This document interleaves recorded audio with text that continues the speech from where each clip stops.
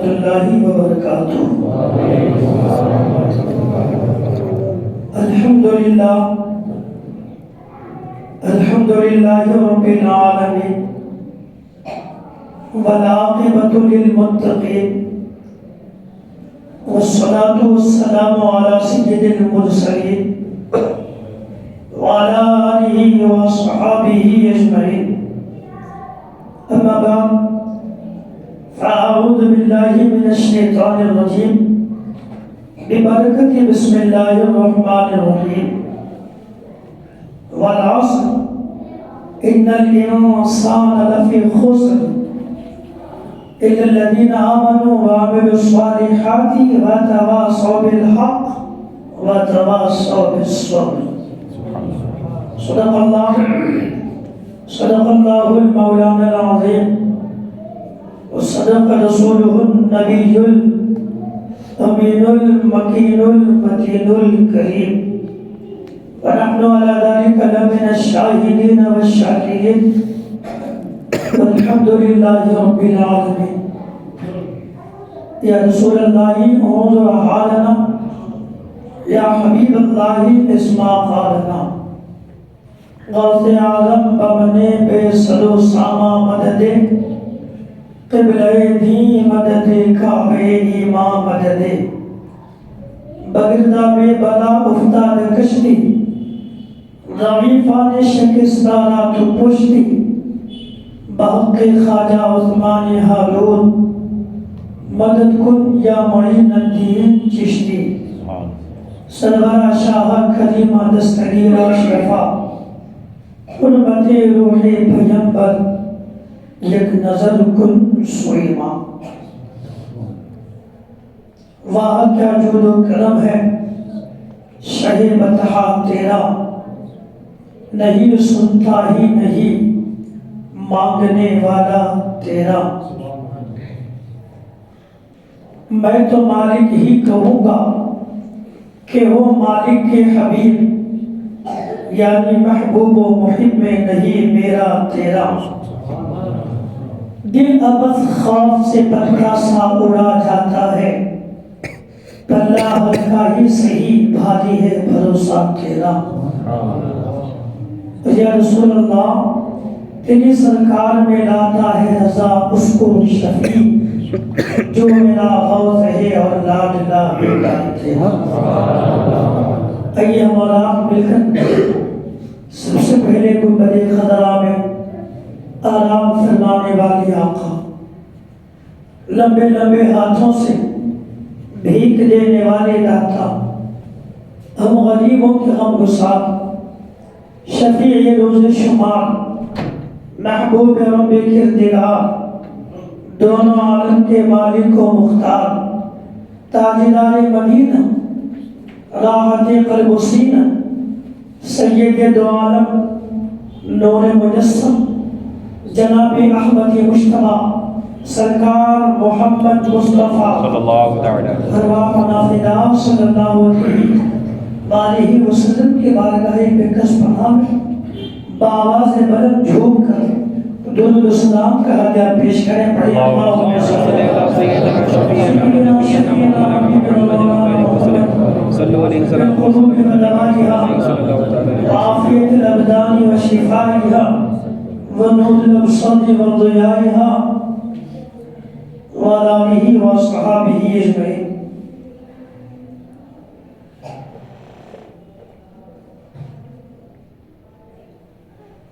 الحمدللہ ثم الحمدللہ، ہم اور آپ یہاں پہ خالص دین کے نام پر بیٹھے، اللہ رسول کی رضا و محبت کے خاطر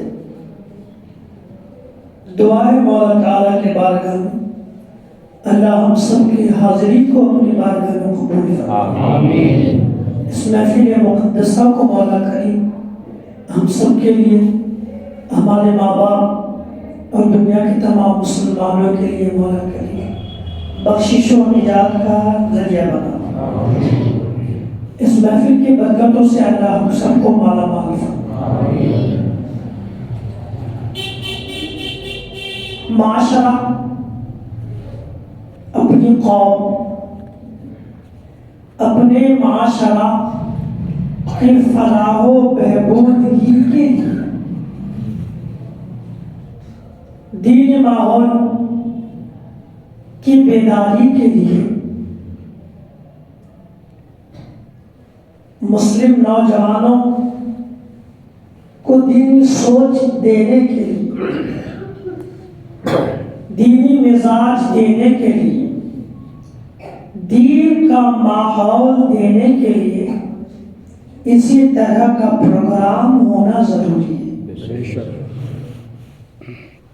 آج ہمارے مسلم معاشرہ میں آپ چاہے کسی بھی طرح کی محفل منعقد کریں، کسی بھی نام سے، اس میں آپ لاکھوں روپے لگا دیں، کوئی بھی محفل، ان تمام محفلوں سے شاید کہ چند لوگوں کا فائدہ ہو جائے، لیکن قوم کا کوئی فائدہ نہیں، ملت کا کوئی فائدہ نہیں، معاشرے کا کوئی فائدہ نہیں۔ یہ جو چھوٹی سی محفل آپ کو نظر آ رہی ہے، اگر یہ سلسلہ برقرار رہا تو معاشرہ میں انقلاب اسی محفل کے ذریعے سے آئے گا۔ جلسے کے نام پر جس میں علم دین لوگوں تک پہنچایا جائے، قرآن حدیث کا پیغام لوگوں تک پہنچایا جائے، اسی محفل سے معاشرہ میں بیداری پیدا ہو سکتی ہے۔ ورنہ آپ منورنجن کے نام پر جتنی محفل کر لیں، کھانے پینے کے نام پر کتنی بھی محفل کر لیں، اس سے دو چار لوگوں کو شاید کہ فائدہ ہو، دینی اعتبار سے نہیں، مالی اعتبار سے، لیکن دین لوگوں تک پہنچانے کے لیے یہی ایک محفل ہے جس کو دین کی محفل کہی جاتی ہے۔ اسی محفل سے کسی بھی جگہ، صرف بڑھ نگر کی بات نہیں، ایم پی کی بات نہیں، پورے ہندوستان میں نہیں، پوری دنیا میں اگر قوم مسلم میں بیداری لانا چاہتے ہیں تو یہ جو دکھنے میں چھوٹی لگتی ہے، حقیقت یہی اصلی بڑی محفل ہے۔ یہی محفل دنیا میں مسلمانوں میں انقلاب پیدا کر سکتی ہے۔ اس لیے آپ اس کو چند لوگ جمائیں تو چھوٹی نہ سمجھیں، جس میں اللہ رسول کی بات ہو، دین کا پیغام پہنچے، اس طرح کی محفل اپنے محلے میں گاہے بگاہے منعقد کرتے رہیں۔ یہ کبھی نہ کبھی نہیں، بلکہ جتنی جلدی ہو سکے زیادہ، میں نے کہتا کہ آپ مجھے کو بلا کے کریں، کسی بھی اچھے عالم کو بلائیں جو آپ کو دین کا پیغام قرآن و حدیث کی روشنی میں دے، ان کو بلائیں، ان کو بلا کر کے آدھا پونا گھنٹہ دین کا میسج سنیں، پھر اس کو گھر لے جائیں، تب انشاءاللہ معاشرہ میں انقلاب پیدا ہو سکتا ہے، ورنہ نہیں ہوگا۔ خداوند قدوس ہم تمام مسلمانوں کو عمل کی توفیق عطا۔ قرآن کریم کی ایک مشہور سورت مقدسہ جس کا نام ہے سورۃ العصر، 300 پارے میں ہے، الم تر کیف کے اوپر ہے ویل لکل، اس کے اوپر ہے والعصر ان الانسان لفی خسر۔ چھوٹی صورت ہے، اکثر مسلمانوں کو یہ یاد رہتی ہے، انا اعطینا سے تھوڑی بڑی ہے، والعصر ان الانسان لفی خسر الا الذين آمنوا وعملوا الصالحات وتواصوا بالحق وتواصوا بالصبر۔ پوری صورت شان نزول میں بتا دوں یہ صورت مقدسہ کیوں نازل ہوئی تھی، لیکن ایک بات میں تمہیداً دو چار باتیں آپ کے سماعتوں کے حوالے کرنا۔ ایک آدمی بزنس کرنے کے لیے 2-5 لاکھ روپے لے کر کے مارکیٹ میں گیا، چیز خرید لیا، کوئی بھی چیز خرید کر کے اس کو دوسری مارکیٹ میں یا دوسرے شہر میں دوسری جگہ بیچنا چاہا کہ میں نے 5 لاکھ کا سامان خریدا ہے، بدلے میں 6 لاکھ روپیہ کماؤں گا بیچ کر کے، 7 لاکھ کماؤں گا، بزنس ہے۔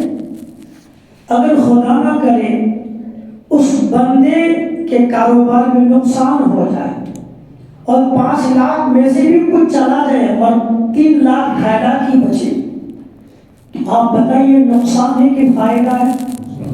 ذرا بولیں، نقصان۔ اگر 5 لاکھ کا لایا اور 5 لاکھ ہی میں بیچا، نقصان ہے کیا؟ نہیں، محنت چلی گئی لیکن اصل میں نقصان نہیں۔ اصل پونجی 5 لاکھ ہے، اس میں سے جائے گا تو نقصان، صحیح؟ بس اسی پوائنٹ کو نظر رکھیے، اگر آپ اس بات کو سمجھ گئے میری پوری گفتگو سمجھ جائیں گے، اور پوری گفتگو سمجھیں گے تو زندگی کا ماحصل سمجھ جائیں گے کہ ہمیں زندگی میں کیا کرنا ہے۔ یہی آج کا میسج ہے، یہی پیغام ہے قرآن کریم کی اس سورت مقدسہ کا۔ اللہ رب العالمین نے اپنے محبوب صلی اللہ علیہ وسلم کے ایک عاشق مصطفیٰ، ایک غلام مصطفیٰ، ایسا نام کہ ساری دنیا جانتی ہے، میں بتاؤں گا خیر میں کچھ دیر بعد۔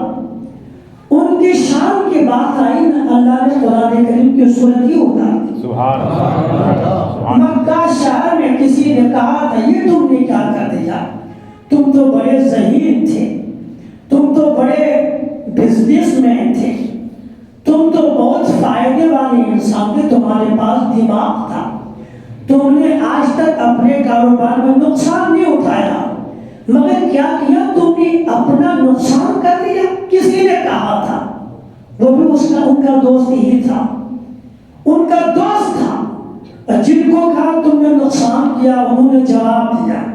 جب انہوں نے جواب مکمل کر دیا نا، اللہ نے اپنے محبوب کے اسی غلام کی تائید میں سورۃ باب اتار دی۔ سبحان اللہ۔ آپ اندازہ کریں ان کی شان کتنی ہوگی نا، کتنی بڑی شان ہوگی، سنیں گے انشاءاللہ۔ سبحان اللہ، سبحان اللہ۔ میں شوق ہے نا، سننے کا شوق ہے، میں 2-3 اشعار سنا دوں آپ کو، 2-3 شعر سنا دوں، کہتے ہیں سبحان اللہ، نہ تو آواز سے کہیں سبحان اللہ، سبحان اللہ۔ اللہ رب العالمین ہم سب کو اپنی بارگاہ میں دائم کے سعادتوں سے نواز دے، آمین۔ نعت کلام کے ایسے تو اشعار 5-6 ہیں، مگر میں 3-4 ہی پڑھوں گا صرف۔ ایک بار آ کہیں سبحان اللہ، سبحان اللہ۔ محمد مصطفیٰ سا کوئی داتا ہو نہیں سکتا، سنیے، محمد مصطفیٰ سا کوئی داتا ہو نہیں سکتا، محمد مصطفیٰ سا کوئی داتا ہو نہیں سکتا، محمد مصطفیٰ سا کوئی داتا ہو نہیں سکتا، وہاں سے کوئی خالی آئے ایسا ہو نہیں سکتا، وہاں سے کوئی خالی آئے ایسا ہو نہیں سکتا، وہاں سے کوئی خالی آئے ایسا ہو نہیں سکتا۔ بن ملازہ کریں کہ سبحان اللہ۔ رسول پاک کو ہم نے خدا کا نور مانا ہے، قرآن میں خود اللہ نے کہا قد جاءکم من اللہ نور، اللہ نے اپنے محبوب کے بارے میں خود کہا قد جاءکم من اللہ نور۔ شاعر کہتے ہیں رسول پاک کو ہم نے خدا کا نور مانا ہے، رسول پاک کو ہم نے خدا کا نور مانا ہے، رسول پاک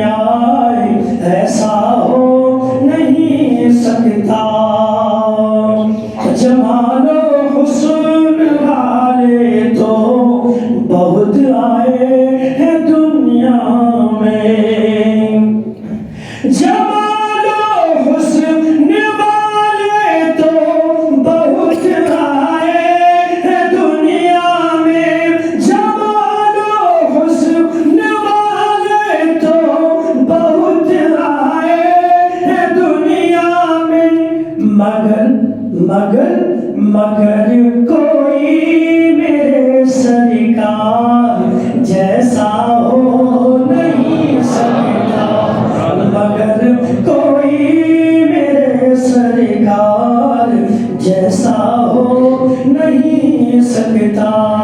ایک شعر جلدی سن لیجیے کہ زمین ہند پر ابھی میرے خواجہ کا قبضہ ہے، زمین ہند پر ابھی میرے خواجہ کا قبضہ ہے، زمین ہند پر ابھی میرے خواجہ کا قبضہ ہے، زمین ہند پر ابھی میرے خواجہ کا قبضہ ہے، یہاں ان کے علاوہ کوئی راجہ ہو نہیں سکتا، یہاں ان کے علاوہ کوئی راجہ ہو نہیں سکتا۔ اور نقطہ ملاحظہ کر آخر شیخ کرے گستاخیاں جو شخص بھی شان رسالت میں، کرے گستاخیاں جو شخص بھی شان رسالت میں، کرے گستاخیاں جو شخص بھی شان رسالت میں، قسم اللہ کی جائز وہ بیٹا ہو نہیں سکتا، قسم اللہ کی جائز وہ بیٹا ہو نہیں سکتا، ہماری قبر میں ہرگز اندھیرا ہو نہیں سکتا۔ کہتے سبحان اللہ۔ قرآن اللہ فرماتا ہے والعصر ان الانسان لفی خسر الا الذین آمنوا وعملوا الصالحات وتواصوا بالحق وتواصوا بالصبر۔ سبحان اللہ۔ یہ سورۃ مقدسہ نازل کب ہوئی تھی، کس موقع پر نازل ہوئی تھی؟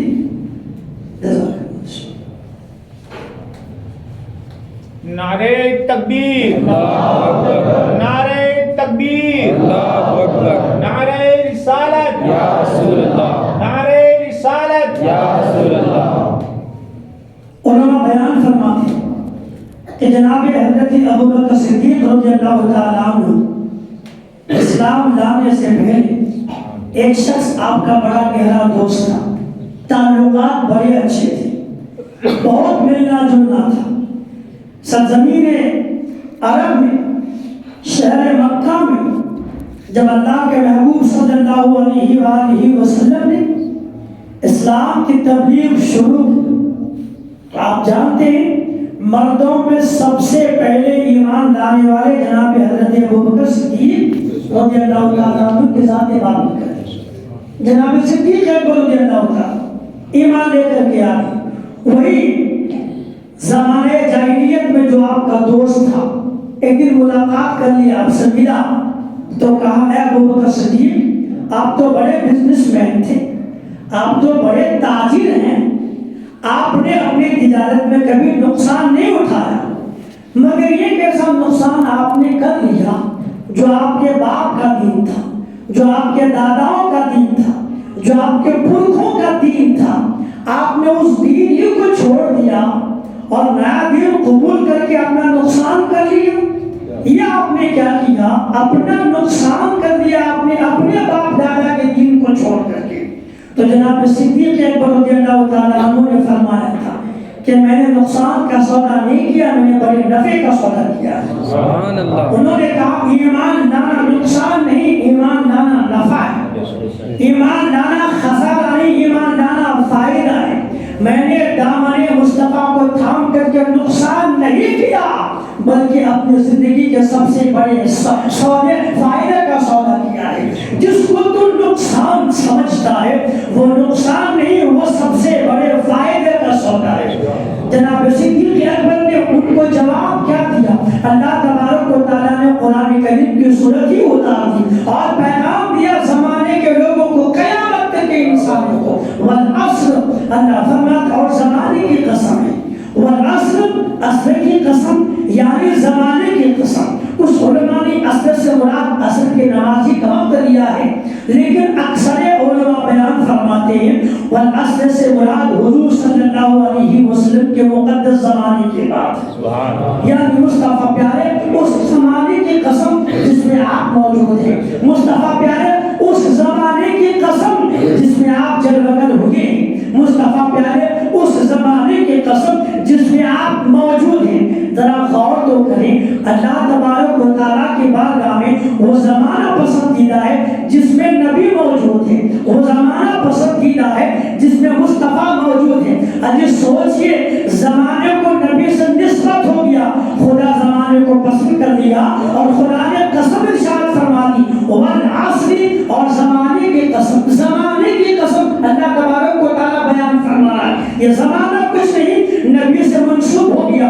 اللہ رب العالمین نے زمانے کو عظمت والا بنا دیا۔ کیا سمجھی آپ نے؟ اجی جب زمانہ نبی سے منسوب ہو کر کے عظمت والا ہو سکتا ہے، رفعت والا ہو سکتا ہے، مرتبہ والا ہو سکتا ہے، تو سوچئے پھر جب دنیا کا کوئی انسان اپنی گردن میں نبی کی غلامی کا پٹا ڈال لے گا، جب کوئی انسان اپنے دل میں مصطفیٰ کی محبت کو ڈال لے گا، جب کوئی دنیا کا خوش نصیب انسان مصطفیٰ سے نسبت حاصل کر لے گا، جب زمانہ منسوب ہو تو خدا کو پیارا ہو جائے، اگر بندہ مصطفیٰ سے وابستہ ہو جائے تو پھر خدا کے بارے میں کتنا پیارا ہوگا۔ اسی لیے زمانہ کی قسم ارشاد کر کے گویا لوگوں کو میسج دیا، اگر خدا کا پیارا بننا چاہتے ہو، رب کا محبوب بننا چاہتے ہو تو دامن مصطفیٰ سے وابستہ ہو جانا، خدا تم کو اپنا پیارا بنا دے۔ اللہ نے کہا والعصر، زمانے کی قسم۔ اچھا علماء کرام نے ایک اور بات بیان فرمائی، حضور صلی اللہ علیہ وسلم کی حدیث ہے، نبی فرماتے خیر القرون قرنی، یہ نبی کا فرمان ہے، خیر القرون قرنی، تمام زمانوں میں سب سے اچھا زمانہ میرا زمانہ ہے۔ یہ نبی فرماتے خیر قرون، قرن کا مطلب ہے زمانہ، زمانوں میں بہتر زمانہ قرنی میرا زمانہ ہے۔ جس زمانے میں میں مبعوث کیا گیا ہوں یہ زمانہ سب سے بہتر زمانہ ہے۔ اور یقین جناب سرکار آدم تا ایدم تک آپ دیکھیے سرکار جس زمانے میں موجود ہیں اس سے بہتر زمانہ کوئی ہو ہی نہیں سکتا۔ نبی جس شہر میں ہو وہ شہر عظمت والا ہو جائے، نبی جس دیار میں ہو وہ دیار عظمت والا ہو جائے۔ آپ سن چکے ہوں گے بہت پہلے اور کئی بار سنے ہوں گے، جس کو آج مدینہ منورہ کہا جاتا ہے، جس کو آج مدینہ طیبہ کہا جاتا ہے، جس کو آج حرم کہا جاتا ہے، جس کو آج مدینے کی مٹی کو خاک شفا کہا جاتا ہے، جس زمین کی عظمت اللہ رسول کے علاوہ، نبیوں ولیوں کے علاوہ ساری دنیا کے مسلمانوں کی نظر میں محبوب ہے۔ انسان تو اس زمین کو محبوب رکھتا ہی ہے، خود خدا کے حضور بھی پیارا ہے۔ حتیٰ کہ علماء بیان فرماتے، امام عشق محبت نے لکھا ہے اس پاک مٹی میں 8 پہر اللہ تبارک و تعالیٰ کے فرشتوں کی آمد پاک ہوتی رہتی ہے۔ اللہ حسن، یعنی جو زمانے میں نبی ہو وہ زمانہ پیارا، جس شہر میں نبی ہو وہ شہر پیارا، جس دیار میں نبی ہو وہ دیار پیارا ہے۔ مدینہ منورہ کا پرانا نام پتہ کسی کو ہے نا؟ سن چکے نا؟ آج بولنا منع ہے، لیکن خالی یاد رکھیں کہ پہلے کیا تھا، اب اس کو مدینہ کہا جاتا ہے، یثرب کہا جاتا تھا۔ جانتے ہیں اس کا مطلب بیماریوں کا گھر ہے نا؟ اب بولنا جائز نہیں بول سکتے ہیں، لیکن مصطفیٰ کا قدم پڑ گیا جس زمین کو بیماریوں کا گھر کہا جاتا تھا وہ زمین خاک شفا بن گئی. کس کی برکت سے؟ مصطفیٰ کریم کے برکت سے. جس کے زمانے کی قسم خدا ارشاد فرما رہا ہے اس نبی کی عظمت دیکھے نسبت مٹی کو ہو گئی، مٹی عظمت والی ہو گئی. مصطفیٰ سے جس کو نسبت ہو گئی وہ چیزیں عظمت والی ہو گئی. اللہ نے کہا زمانے کی قسم، نبی کا خیر القرون قرنی، تمام زمانوں میں سب سے بہتر زمانہ میرا ہے. اب یہ ایک نقطہ ملاحظہ فرمائے، وہ قرنی نبی نے کہا، قرنی میں کیسے کس حساب سے کس پوائنٹ سے اللہ کے نبی نے کہا ہوگا یہ زمانہ تمام زمانوں سے بہتر ہے. علماء بیان فرماتے ہیں نبی نے کہا خیر القرون قرنی، قاف را نون یا قرنی، یہ زمانہ وہ ہے جو سب سے بہتر زمانہ ہے. تمام زمانوں میں بہتر زمانہ یہ زمانہ ہے. اس زمانے میں کون ہے؟ علماء فرماتے ہیں اللہ کے محبوب نے قرنی کہہ کر کے دنیا کے لوگوں کو اشارہ بھی کر دیا. سنو تو صحیح، میں قرنی کو خیر کیوں کہہ رہا ہوں؟ اپنے زمانے کو خیر القرون سے بھی بڑھ کر کے خیر قرنی کو کیوں کہہ رہا ہوں؟ تمام زمانے اپنی جگہ مگر میرے زمانے کے بعد لاجواب ہے. تمام زمانے اپنی جگہ مگر میرا زمانہ لاجواب ہے. لاجواب کیوں ہے؟ نبی نے کہا قرنی اس لیے کہ یہ میرا زمانہ ہے. علماء بیان فرماتے نبی نے قرنی کہہ کر کے اپنے غلاموں کی عظمت بتا دی دنیا کے لوگوں کو. علماء بیان فرماتے قرنی 4 لفظ ہیں، ایک ہے قاف، دوسرا ہے را، تیسرا ہے نون اور چوتھا حرف ہے یا. علماء بیان فرماتے اس قرنی میں جناب صدیق اکبر جو صدیق کا قاف ہے وہ قرنی کا یہ قاف ہے. نبی نے قرنی کہہ کر کے سب سے پہلے قاف کہا اور جناب صدیق اکبر کو زمانے کے لوگوں کو پہچانوا دیا. سنو قرنی اس لیے کہہ رہا ہوں کہ اس قرن میں میرے ساتھ میں میرا یاد جناب صدیق اکبر ہے. اور میں بیان فرماتے قرنی یہ قاف نبی نے کہا یہ صدیق کا قاف قرنی میں ہے. نبی نے قرنی کہا، قاف کے بعد را آتا ہے. جناب فاروق اعظم رضی اللہ تعالیٰ عنہ کے را لفظ فاروق یا عمر، آپ کا نام عین میم را کا عمر ہے. عمر اللہ کے نبی نے قرنی میں شامل کر دیا. پہلے قاف ہے صدیق کا، پھر را ہے عمر کی، یعنی پہلے قاف صدیق کا، را ہے عمر کی، پھر نبی نے کہا قرنی، را کے بعد نون ہے. اللہ کے نبی نے زمانے کے لوگوں کو میسج دیا جو میں نام میں ترتیب دے رہا ہوں خلافت میں ہی ترتیب ہوگی. تو کچھ اور نہ کہنا، سمجھنے میں دشواری ہو قرنی کو سمجھ لینا، خلافت کا سلسلہ تو کو سمجھ میں آ جائے. نبی نے کہا قرنی قاف صدیق اکبر، را عمر فاروق اعظم، نون عثمان کا نون قرنی میں ہے. یعنی تیسرے نمبر پہ عثمان غنی رضی اللہ تعالیٰ عنہ نبی نے اپنے یار کو پہچانوا دیا. تیسرے نمبر پر عثمان غنی ہے. اس کے بعد اللہ کے محبوب نے کہا قرنی لاسٹ میں یا ہے. اس یا میں مولا علی کی یا شامل فرما دیا. یعنی جب تم کو سمجھنے میں دشواری ہو کہ خلافت کس طرح سے ملے گی تو قرنی کو دیکھ لینا.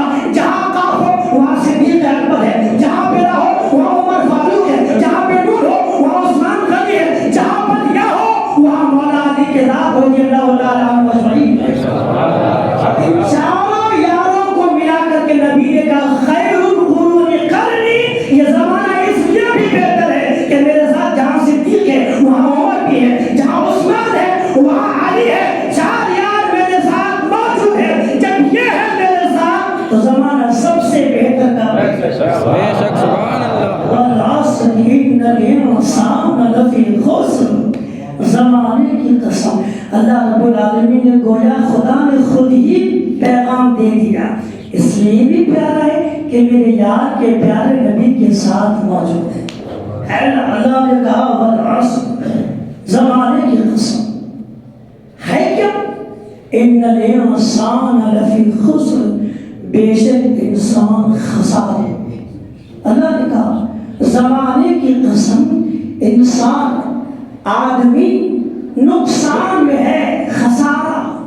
علماء تفسیر میں جیسے یہاں پر روح البیان میں گفتگو کی، در منصور میں گفتگو کی، اور اسی پہ تفسیر عزیزی نے گفتگو تفسیر عزیزی پڑھیں، کافی گفتگو ملے گی یہاں پہ آپ کو، اور بھی کئی تفاسیر ہیں، مگر میں نے جن کو قریب سے دیکھا ہے، جن کو میں پڑھا ہوں، جو میرے پاس موجود ہے، میں اس کو آپ کے سامنے نام لے کے بیان کر رہا ہوں۔ میں نے تفسیر ابن کثیر پڑھی، سمجھ میں آئے گا، ابن عباس پڑھی، سمجھ میں آئے گا، بے شمار تفاسیر ہیں۔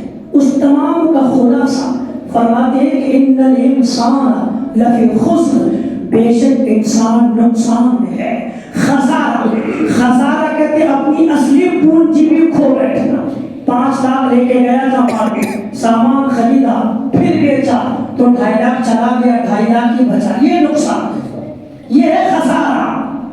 اصلی دولت، اصلی پونجی بھی چلی جانا، اصلی پونجی بھی کھو بیٹھنا، یہ ہے خسارہ، یہ ہے خسارہ۔ ہم کیا سمجھتے ہیں؟ پیسہ نہیں ملا نقصان، مال نہیں ملا نقصان، دولت نہ ملی نقصان۔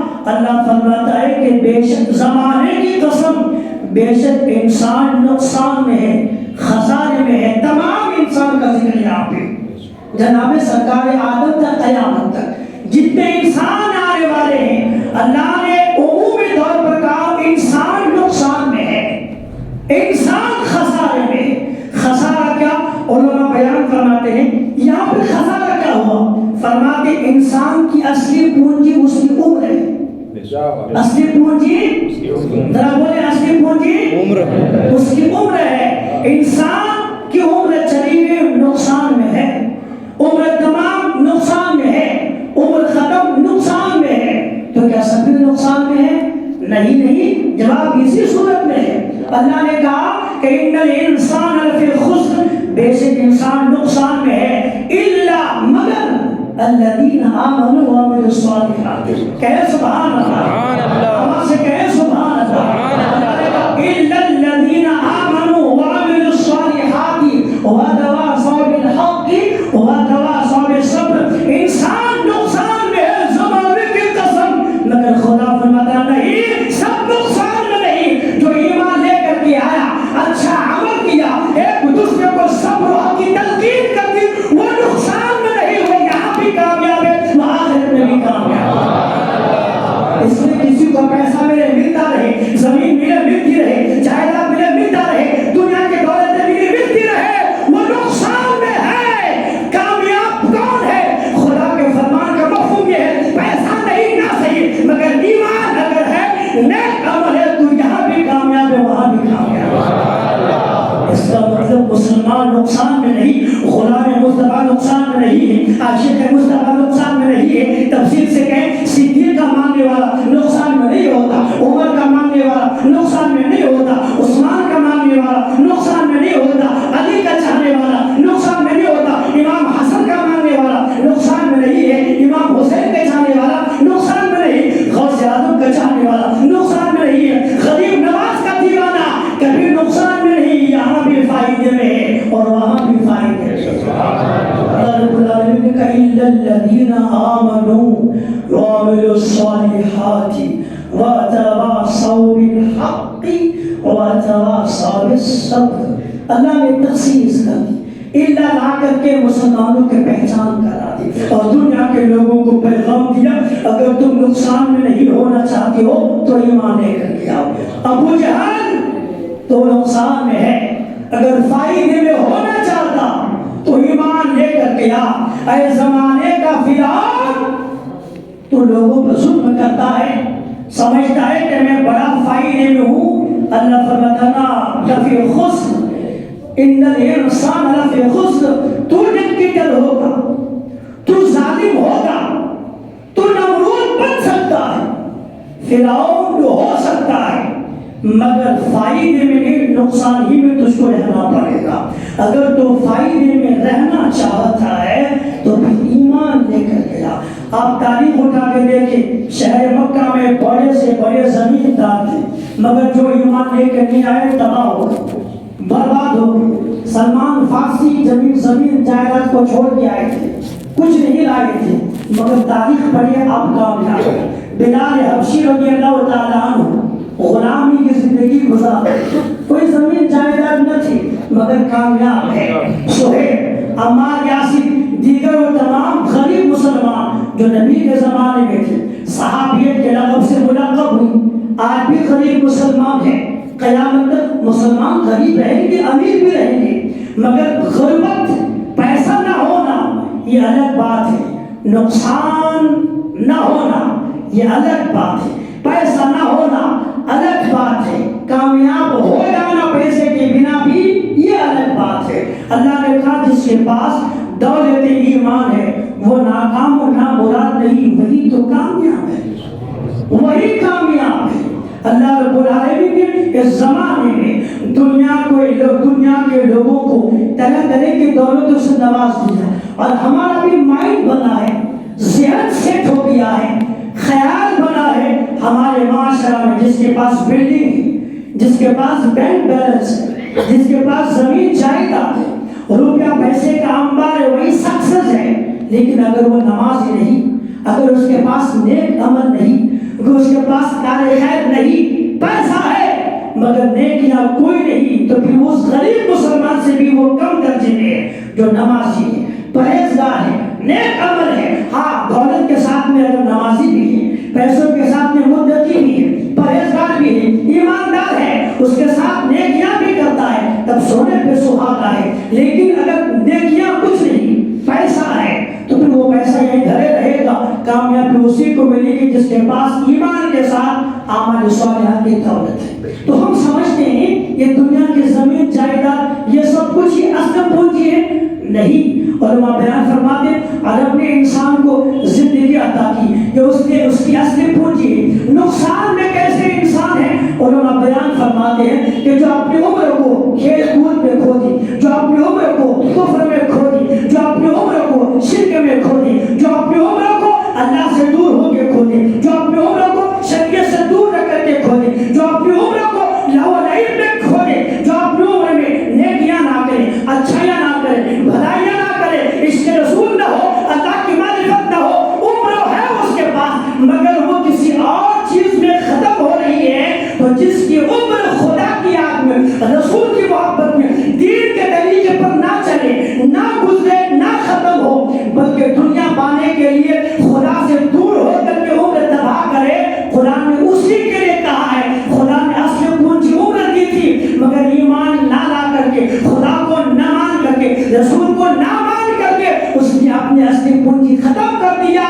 اللہ نے ان کے بارے کہا یہ بندہ وہاں بھی نقصان میں ہے، یہاں بھی نقصان میں ہے۔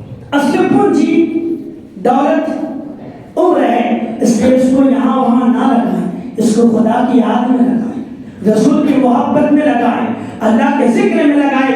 عمر کا جتنا حصہ اللہ کی یاد میں گزرے گا وہی حصہ آپ کا قیامت میں کام آئے گا۔ ورنہ ہم جو سمجھتے یہ دولت، یہ پیسہ، قرآن سے پوچھے تو قرآن یہ ہے کیا چیز؟ کیا چیز ہے؟ میں اس کا مطلب یہ نہیں، میں نہیں کہتا کہ آپ پیسہ ہی نہ کمائیں، نہ یہ مطلب نہیں۔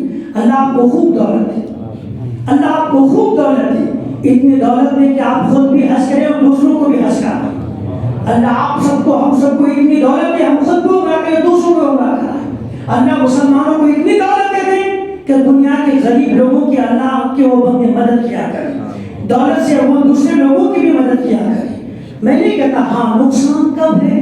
جب اسی دولت سے دل لگا کر کے خدا کو بھلا دیا جائے۔ اس دولت سے دل لگا کر کے خدا کو بھول دیا، بندہ بھی پریشان ہوگا، نقصان ہوگا۔ جو دولت ہی کو سب کچھ سمجھتا ہے نا، وہ اس کے لیے کیا ہے؟ تو قرآن کریم کا 30واں پارہ سورہ آل عمران رکوع نمبر 10 اور آیت نمبر 14، اللہ تبارک و تعالیٰ کے ارشاد عالی شان رب فرماتا ہے زُيِّنَ لِلنَّاسِ حُبُّ الشَّهَوَاتِ مِنَ النِّسَاءِ وَالْبَنِينَ وَالْقَنَاطِيرِ الْمُقَنطَرَةِ مِنَ الذَّهَبِ وَالْفِضَّةِ وَالْخَيْلِ الْمُسَوَّمَةِ وَالْأَنْعَامِ وَالْحَرْثِ ذَلِكَ مَتَاعُ الْحَيَاةِ الدُّنْيَا وَاللَّهُ عِندَهُ حُسْنُ الْمَآبِ۔ یہ قرآن ہے، آپ جا کے پڑھیے گا 30واں پارہ سورہ آل عمران کی آیت نمبر 14۔ اس کا مفہوم جانتے ہیں کیا؟ اللہ اکبر۔ اس فرمان الہی کا مفہوم یہ کہ لوگوں کے لیے آراستہ کی گئی، سجائی گئی ان خواہشوں کی محبت۔ وہ خواہشیں کون سی؟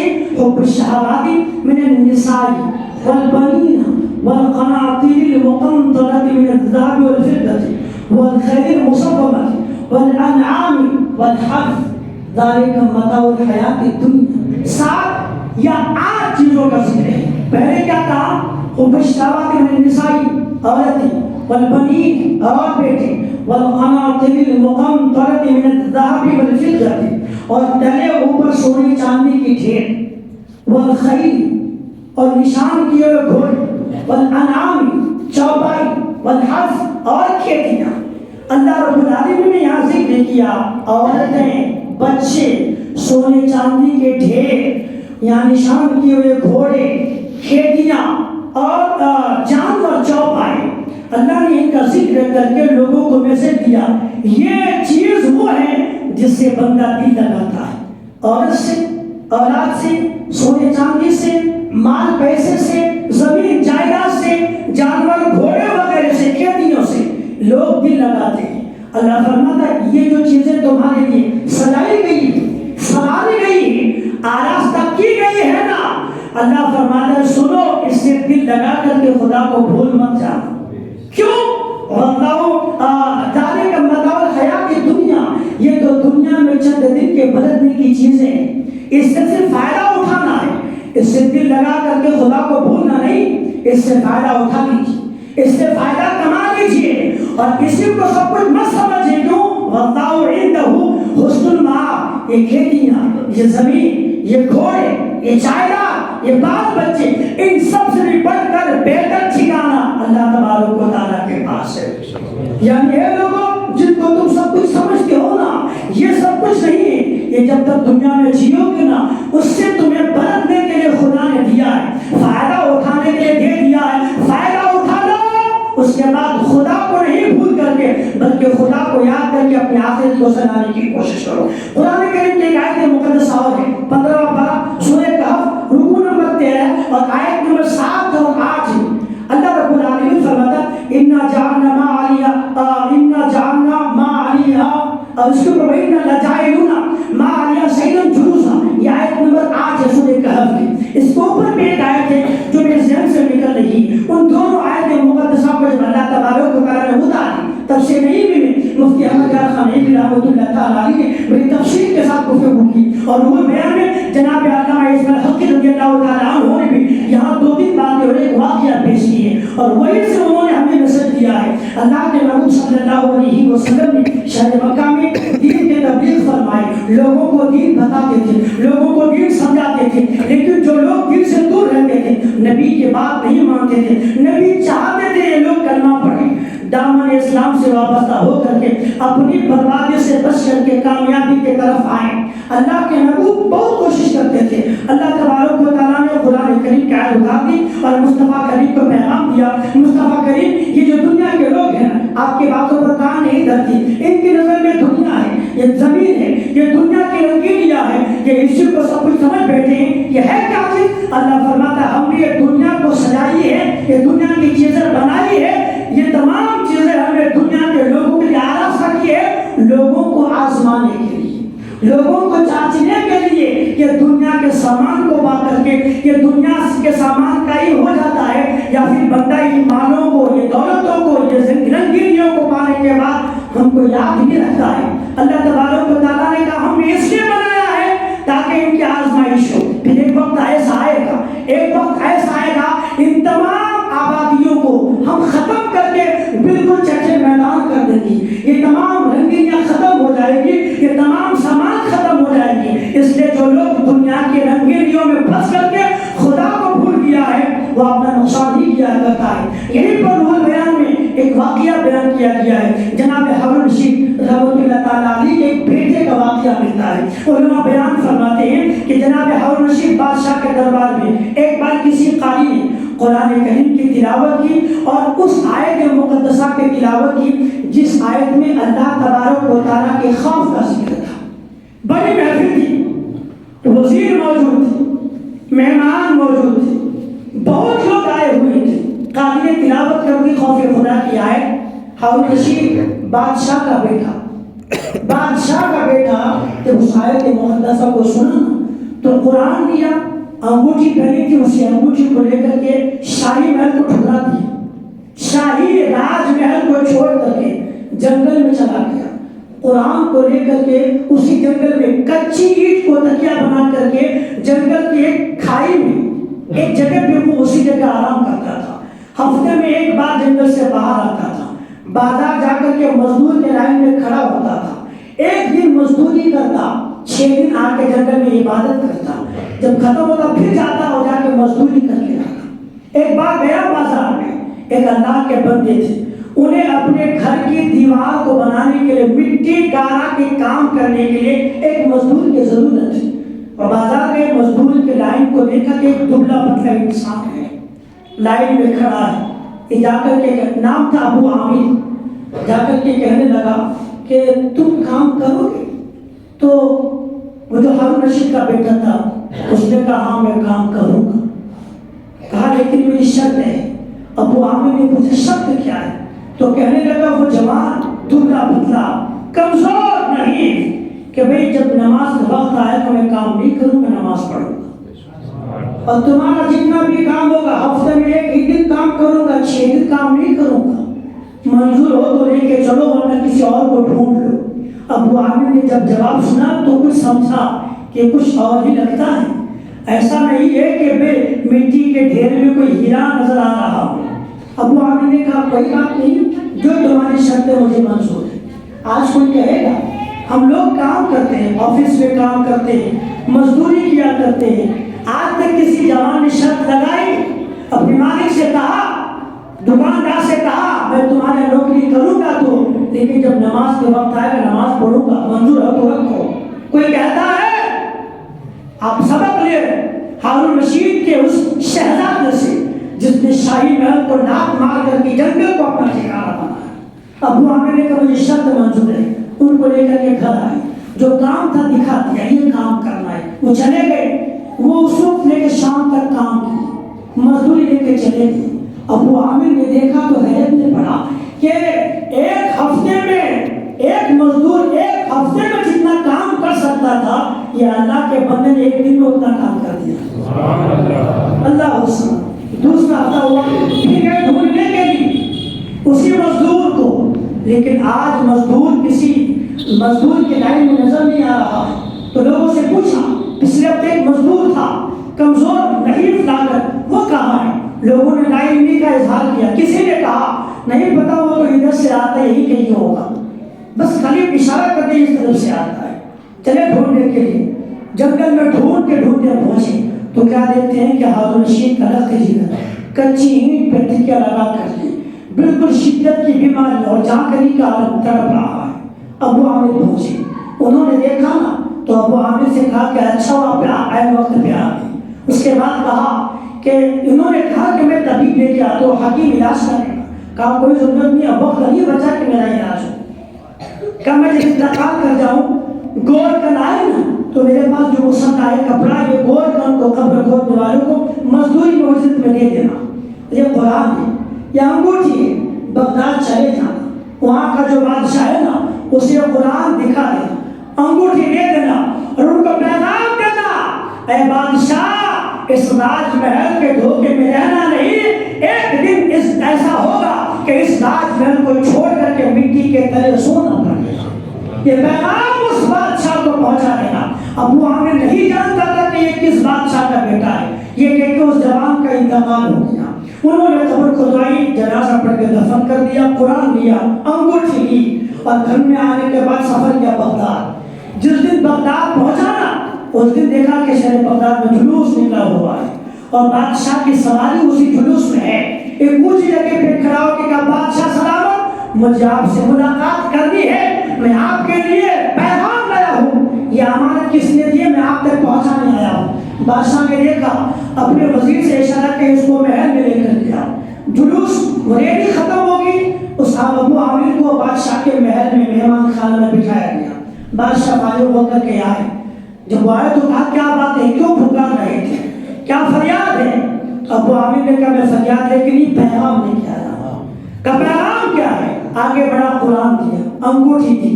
جب بادشاہ نے قرآن و انگوٹھی دیے دیکھا نا تو آنکھیں پلس پڑی, رونے لگے, ہنسیاں بن گئی, کافی دیر تک روتے رہے. پھر ابو عامر سے کہا کہ تم کہاں سے آئے, جگہ کا نام بتایا. کہا تم جانتے ہو جس نے قرآن دیا ہے وہ کون ہے؟ جس نے انگوٹھی دیا ہے وہ کون ہے؟ ابو عامر نے کہا میں نہیں جانتا، میں تو اتنا جانتا ہوں ایک طیار تھا، مٹی گارے کا کام کرنے والا بندہ تھا، میرے گھر میں ایک دن کام کرنے آیا تھا، اتنا ہی جانتا ہوں، آگے کچھ نہیں جانتا۔ ہارون رشید نے کہا میں نے اچھے کاتب سے قرآن لکھوایا تھا اپنے بیٹے کو پڑھنے کے لیے، میں نے اپنے ہاتھوں سے اپنے بیٹے کی انگلی میں انگوٹھی پہنائی تھی۔ اے ابو عامر، جس کو تو مزدور سمجھتا ہے، جس کو طیار سمجھتا ہے، وہ عام مزدور نہ تھا بلکہ میرا لخت جگر تھا۔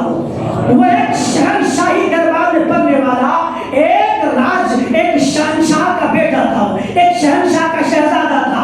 اصل میں ایک محفل میں قاری قرآن نے ایک ایسی آیت پڑھ دی جس میں خوف خدا کا ذکر تھا، بس اسی آیت کا سننا تھا۔ خوف خدا میرے بیٹے کے دل میں کیا بسا، اس عالیشان محل کو لات مار کر کے جنگل میں زندگی گزار دی اور اپنی جان خدا کے حوالے کر دی۔ کہا ہے ابو عامر تو مجھے پیغام کیا دے گا؟ پیغام میں دیتا ہوں۔ میرا جوان بیٹا نے دنیا کے لوگوں کو پیغام یہ دیا ہے کہ اس دنیا سے دل لگا کر کے نہیں بلکہ دنیا کے سامان سے فائدہ اٹھاؤ، دل مصطفیٰ کریم سے لگاؤ، سب خدا کے بارے میں جھکا دو تو تم یہاں بھی کامیاب ہو، آخرت میں بھی کامیاب۔ ہم کیا سمجھے ہیں؟ اللہ نے تو بہت پہلے بیان فرمایا والعصر ان الانسان لفی خسر، انسان خسارے میں ہے۔ جو نماز نہ پڑھے نقصان میں ہے، صاحب مال ہے زکات نہ دے نقصان میں ہے، خدا نے جس کو مال دیا حج نہ کرے وہ نقصان میں ہے، جو خدا کو راضی کرنے کا کام نہ کرے وہ نقصان میں ہے، جو خدا کے نافرمانی کرے وہ نقصان میں ہے۔ اور اصل خسارے میں تو وہ ہے جو ایمان ہی نہ لے کر کے آئے، جو مسلمان ہی نہ بنے، جس کے پاس دولت ایمان نہ ہو۔ قرآن کہتا ہے وہی خسارے میں ہے جو ایمان لانے کے بعد اچھا کام کرے گا، وہ نقصان میں نہیں، مدارے میں کامیابی کامیاب ہے۔ اللہ کے مقدس بندوں کے بے شمار پیغامات ہیں۔ آخری بات جناب عمر بن عبدالعزیز رضی اللہ تعالیٰ عنہ، بنو امیہ کے یا غالباً عباسیہ خلافت کے ایک وقت کے عباسی خلافت کے ایک بہت بڑے حاکم گزرے ہیں، انہوں نے دین کا بہت کام کیا ہے، وقت کے بہت بڑے خلیفہ تھے، بہت بڑے مسلمانوں کے شہنشاہ تھے۔ جب ان کا وصال کا وقت قریب آیا نا تو لوگ آئے کہ حضور آپ اتنے سال سے اسلام کی خدمت کی، آپ مسلمانوں کے کام آئے، اسلام کو دور تک پھیلایا ہے، آپ اس دنیا سے پوچھ کر رہے ہیں اپنی اولاد کے لیے کیا چھوڑ کے جا رہے ہیں، یہ پیغام لے کے جائیے گا۔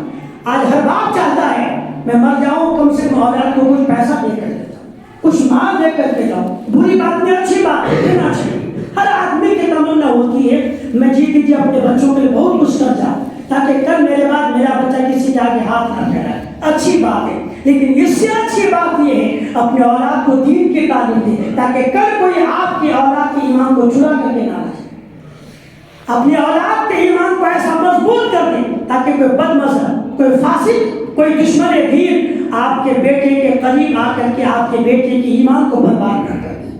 پیسہ دینا اچھی بات ہے تاکہ زندگی سکون سے گزرے، اس سے اچھی بات ہے اپنی اولاد کی ایمان کو مضبوط کر دینا تاکہ کوئی کل کچھ اور فال پڑ کر کے ایمان تباہ نہ کرے، تاکہ کل کسی کے جھانسے میں آ کر کے ایمان تباہ نہ کر دے۔ میں نے امام عشق و محبت نے 100 سال پہلے اس نے پیغام دیا تھا، سونا جنگل رات اندھیری چھائی بدلی کالی ہے، سونے والوں جاگتے رہیو چوروں کی رکھوالی ہے۔ اور آگے بیان فرماتے سونا پاس سونا بند، جی سونا پاس ہے، سونا بند ہے، سونا زہر ہے، اٹھ پیارے تو کہتا ہے میٹھی نیند ہے تیری مکھی نرالی ہے۔ امام عشق و محبت نے پیغام دیا کہ ہر کسی کے پاس جا کر کے اپنے ایمان کو داؤ پہ نہ لگایا کریں۔ جناب عمر بن عبدالعزیز رحمۃ اللہ تعالیٰ علیہ سے لوگوں نے پوچھا حضور اپنی اولاد کے لیے کیا چھوڑ کے جاتے ہیں؟ وقت کے عظیم خلیفہ تھے،